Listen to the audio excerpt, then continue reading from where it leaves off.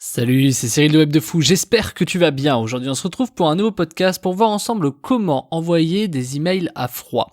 On va voir les différentes possibilités, on va voir ce que c'est de l'email à froid d'ailleurs, on va voir plein de choses et tu vas apprendre énormément de choses dans ce podcast. Avant ça, tu connais le truc, tu cliques sur le bouton s'abonner, tu vas dans la description, il y a un lien. Ça s'appelle Rejoins mes contacts privés, tu cliques dessus, tu mets ton email et tous les matins tu reçois un podcast à forte valeur ajoutée avec des informations qui vont changer ta vie et ton business, crois-moi. Ok ? Allez, on y va.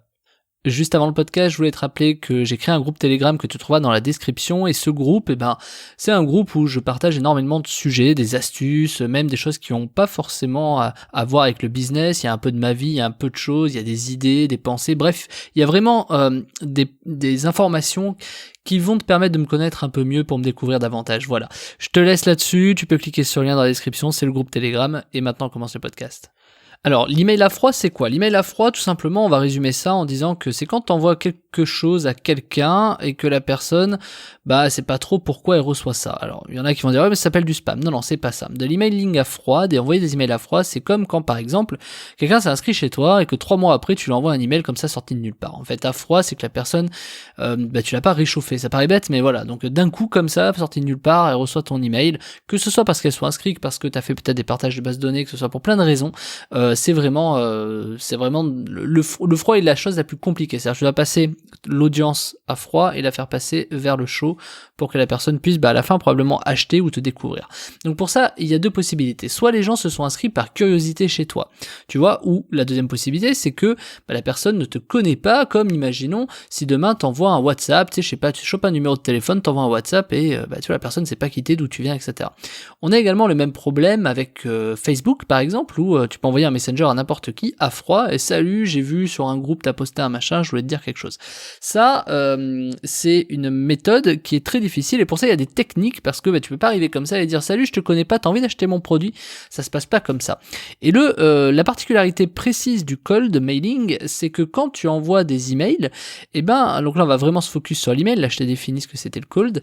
Quand tu envoies des emails, donc le cold mailing, tu vas avoir un souci. C'est que les personnes vont pas forcément être super réactives. Et si les personnes ne sont pas super réactives parce que elles sont à froid, c'est pas une audience à chaud, tu vas avoir des petits problèmes de délivrabilité. C'est-à-dire que les gens vont soit pas mal se désinscrire, soit ne vont pas forcément cliquer dans ton email, soit si elles ne connaissent pas l'expéditeur ou d'où sort cet email, ne vont pas forcément ouvrir.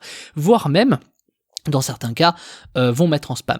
Donc du coup, ça devient compliqué. C'est-à-dire que là, tu te dis, ok, si j'envoie un email à froid, du coup, j'ai des chances de dégrader ma réputation, puisque normalement, tu le sais, quand tu envoies des emails, tu as une réputation d'un nom de domaine, tu as la réputation des IP d'envoi, parce que tu envoies à travers des IP, et forcément la réputation que tu as, toi, auprès de la délivrabilité, c'est-à-dire de, par exemple, Hotmail, Gmail, Orange, SFR, Free, etc. Donc il faut faire plutôt attention à ça, c'est même capital de faire attention à ça, parce que si tu sors de nulle part et que d'un coup tu as envie de faire de l'emailing à froid, tu peux te retrouver dans des problématiques comme les statistiques sont pourries, et du coup tu vois, c'est là où il y a beaucoup de personnes qui disent oui mais c'est bien d'avoir beaucoup d'emails. Oui, mais des emails hyper qualifiés, c'est sûr que si tu as 10 000 acheteurs à qui t'envoies une promo, tu auras forcément des ventes, alors que quand t'envoies 50 000 à 50 000 personnes un message à froid, tu vas peut-être pas faire une vente, tu vois, ça va dépendre là du coup de ta capacité à rédiger des emails pour vendre, etc. etc. Donc, comment envoyer des emailing à froid ? C'est-à-dire, qu'est-ce qu'on doit mettre ? Alors, il y a deux gros facteurs qu'il faut que tu comprennes. C'est que du coup, si tu fais l'emailing à froid, il faut forcément que tu aies une audience à chaud. Pourquoi ? Parce que tu vas pouvoir mixer finalement ton audience chaude qui ouvre et qui clique et qui te donne une bonne réputation avec ton emailing à froid. Donc ce qui est très intéressant, et tu le constateras ou pas, je vais me contredire dans d'autres podcasts qui arriveront plus tard, mais je vais te parler de là pour que tu comprennes vraiment l'idée, non pas forcément ce que je vais te dire. C'est que, imaginons, tu as une audience qui ouvre régulièrement. Moi, par exemple, je vais prendre mon exemple, j'ai des podcasts, et donc j'ai des gens qui ouvrent et qui écoutent tous mes podcasts, tu vois, il y en a. Ces gens-là, si je veux, par exemple, réussir à maximiser ma délivrabilité, je peux imaginer que demain, par exemple, je fais des campagnes de pub sur Facebook, les gens s'inscrivent, ils s'attendent naturellement à avoir des podcasts, tu vois, voilà. Mais imaginons, demain, je pub directement sur une page de vente, la personne achète, elle ne va pas forcément se retrouver dans mon podcast. Donc, comment je fais ? On peut imaginer un système tout bête où, vu que cette personne, elle a peut-être juste acheté, elle veut peut-être pas suivre mes podcasts, eh ben je vais commencer à lui envoyer mes podcasts en même temps que ceux qui ouvrent beaucoup. Pourquoi ? Parce que si j'envoie comme ça à toute ma base d'acheteurs, de prospects, de tout ce que tu veux, finalement, je vais avoir des résultats en baisse. Pourquoi ? Parce que la plupart ne sont habitués par exemple à ouvrir mes emails sur Web de Fou tous les jours, mais il y en a pas mal aussi qui ne sont pas habitués à ouvrir tout le temps ou régulièrement. Il y en a par exemple, dans mon cas précis, le gros désavantage, c'est qu'il y en a beaucoup qui s'inscrivent sur des plateformes de podcast, comme Apple Podcast, Spotify, Deezer, et ils n'ont pas besoin forcément de recevoir mes emails, puisque une simple notif dit « Tiens, un nouveau podcast est à l'écoute ». Donc ça vient faire baisser mes emails, tu vois. Donc si vraiment je voulais être certain que mes emails s'ouvrent, ce que je ferais, c'est que j'arrêterais d'être présent sur tous les podcasts, et du coup, je me mettrais mon attention pour que les gens reçoivent mes emails et écoutent le podcast sur le site.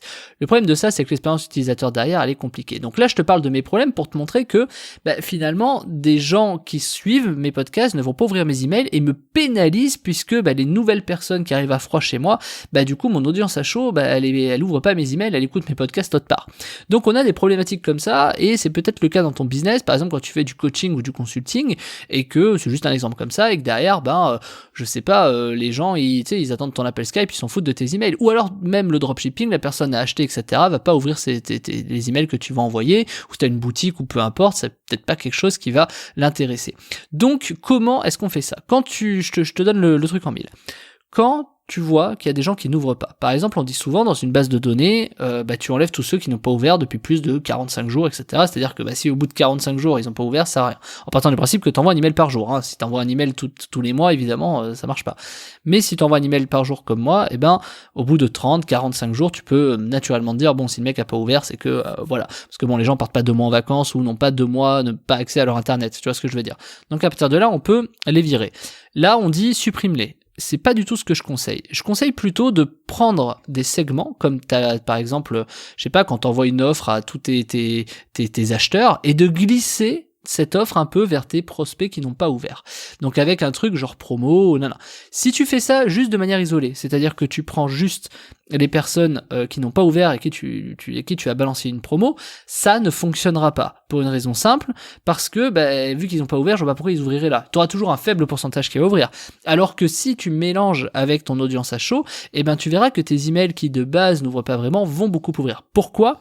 Parce que il y a une chose dont tu n'as pas la maîtrise, c'est où est-ce qu'arrive l'email.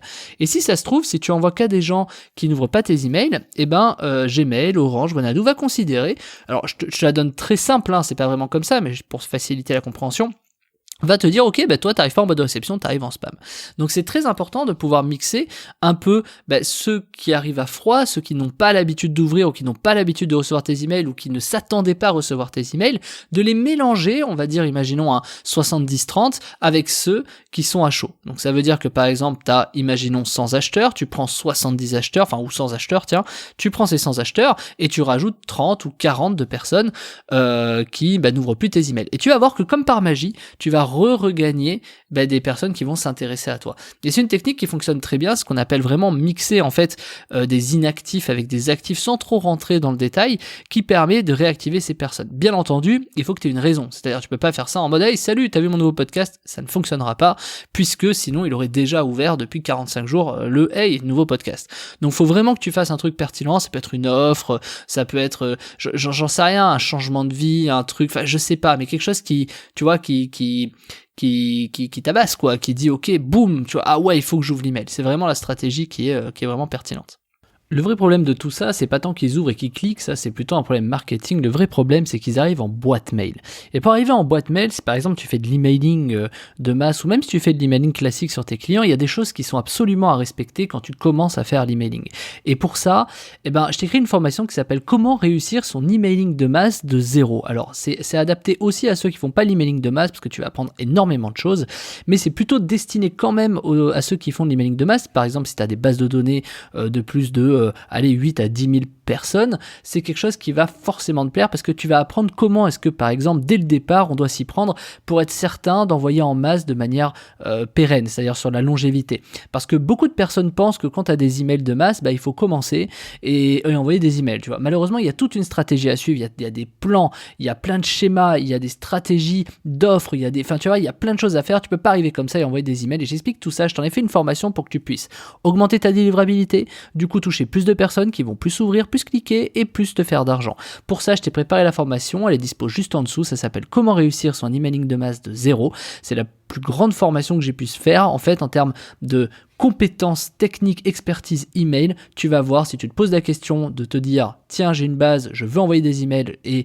je veux pas mourir dans 2 mois, et c'est la formation qu'il te faut, elle est dispo juste en dessous. Je te laisse cliquer sur le lien, c'est Comment réussir son emailing de masse de zéro. Je te dis à tout de suite.